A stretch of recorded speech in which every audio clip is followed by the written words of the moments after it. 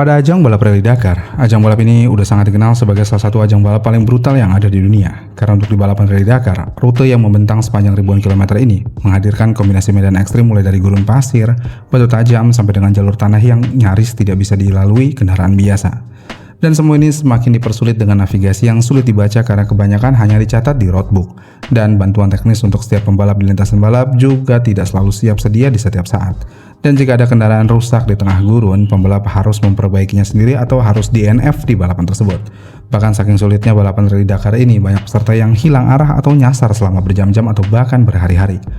Namun di balik sulitnya ajang balap Rally Dakar, justru dari ajang balap inilah muncul sisi paling unik dari setiap mobil balapnya. Dan di masa-masa sebelum era modern saat ini, tidak semua peserta datang dengan kendaraan canggih dari pabrikan-pabrikan besar. Karena beberapa pembalap justru membawa kendaraan yang secara logika tidak masuk akal untuk balapan ekstrim seperti Rally Dakar. Oleh karena itu, di video kali ini kita akan membahas 5 mobil Rally Dakar yang bisa dikatakan sangat aneh dan juga nggak masuk akal.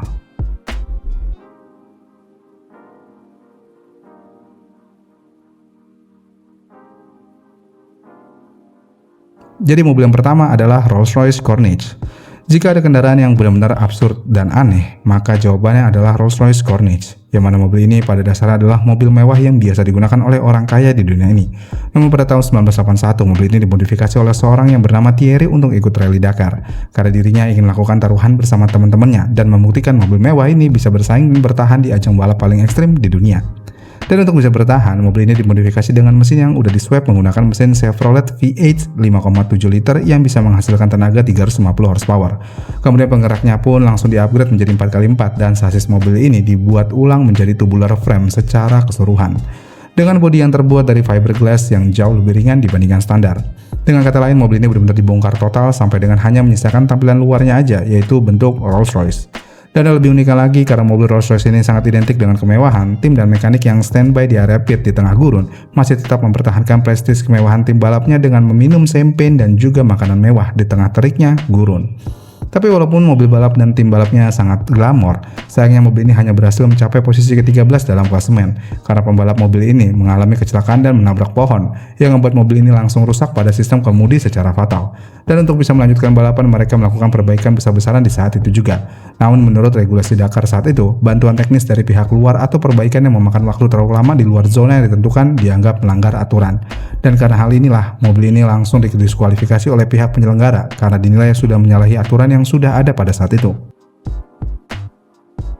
Kemudian mobil unik selanjutnya yang pernah di Rally Dakar bernama Jules II Proto.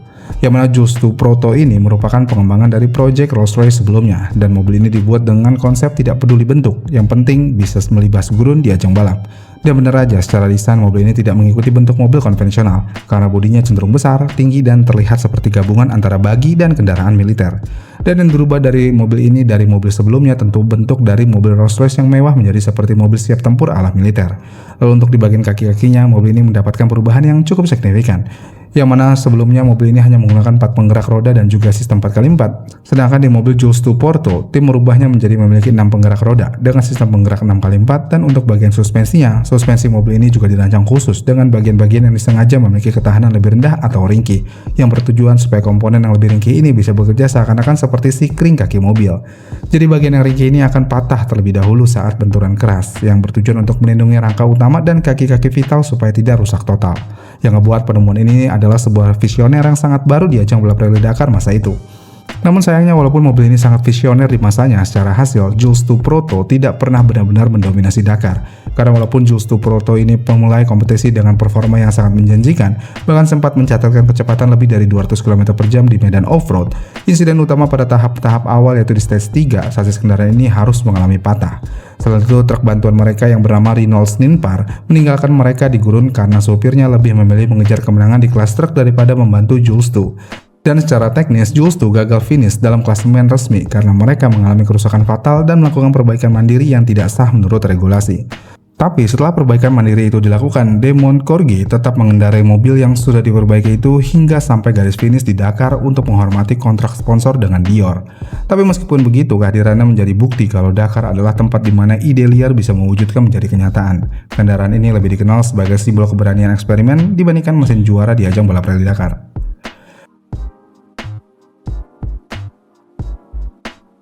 Kemudian selanjutnya ada Citroen 2CV.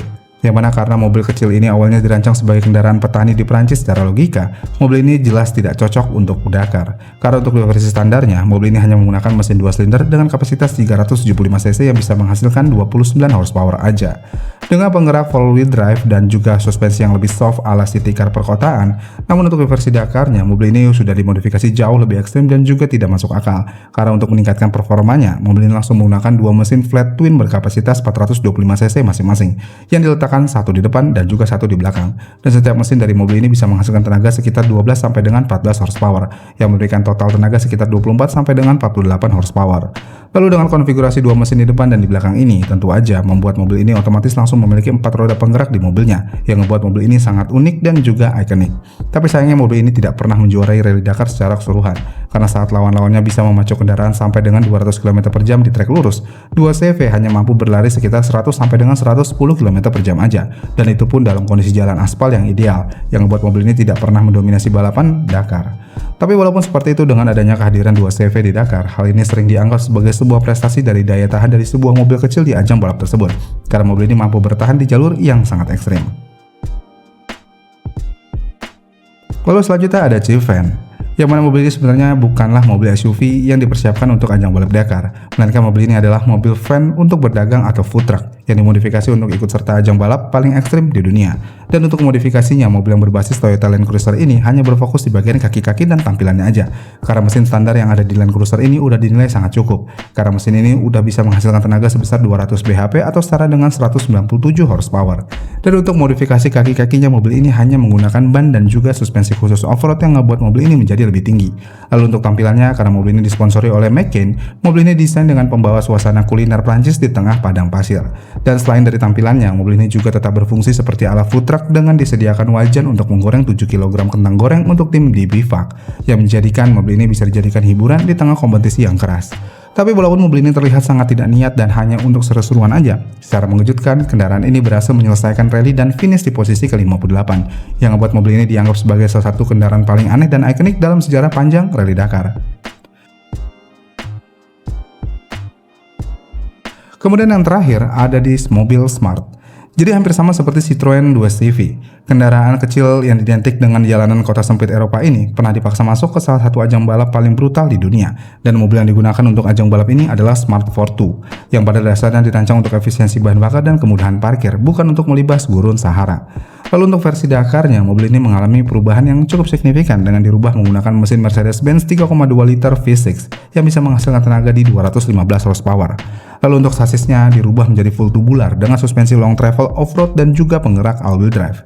Tapi sayangnya walaupun spesifikasi mobil ini sangat menjanjikan untuk balapan Dakar, mobil ini tidak pernah meraih kemenangan dan tidak masuk klasifikasi sama sekali. Karena meskipun sudah dimodifikasi menjadi 4x4, dimensi wheelbase yang sangat pendek membuat mobil sangat tidak stabil di gundukan pasir. Dan hal ini membuat banyak komponen mobil ini mengalami kerusakan ketika harus menahan panas ekstrim dan juga guncangan secara terus-menerus. Yang membuat mobil Smart Dakar ini lebih dikenal menjadi mobil yang dibuat dengan tujuan utama bukan untuk menang, melainkan untuk membuktikan kalau mobil sekecil Smart pun bisa bertahan di kondisi ekstrim. Itu adalah 5 mobil yang sangat aneh di ajang balap Rally Dakar, yang membuat ajang balap Rally Dakar pada era kemasannya bisa dikatakan menjadi tempat eksperimen paling unik dan juga aneh untuk sebuah ajang balap motorsport, yang membuat mobil-mobil unik dan aneh ini bisa lahir di ajang balap Rally Dakar. Gimana menurut kalian? Komen di kolom komentar di bawah ya, dan sampai jumpa di video selanjutnya.